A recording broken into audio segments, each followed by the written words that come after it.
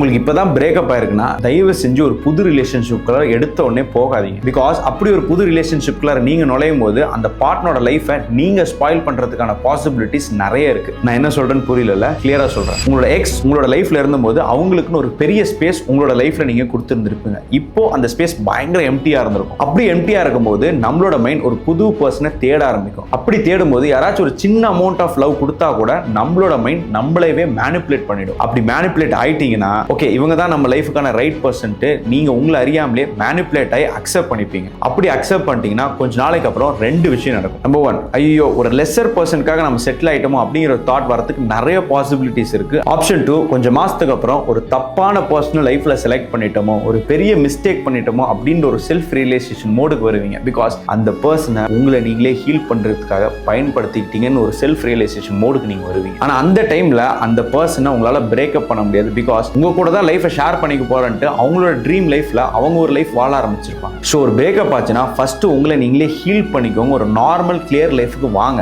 Because இந்த டைம்ல தான் நீங்க உங்களை ஹீல் பண்ணிட்டு பண்ணிக்க போறதுல இன்னொருத்தரோட லைஃபை ஸ்பாயில் ஆகிறதுல இருந்து நீங்க காப்பாற்ற முடியும். மேபி நீங்க ஆர் உங்களோட ஃப்ரெண்ட் ஒரு டஃப்பான பிரேக்கப் பீரியட்ல இருப்பாங்க. இதுல இருந்து வெளியில வரதுக்கான ஒரு ஐடென்டிஃபிகேஷன் தேடிட்டு இருப்பாங்க. அவங்களுக்கு இந்த ரீலை ஷேர் பண்ணி சொல்லுங்க, மச்சான் ஃபர்ஸ்ட் நீ ஹீல் ஆகு, நெக்ஸ்ட் நம்ம அடுத்து என்னன்னு பார்க்கலான்ட்டு.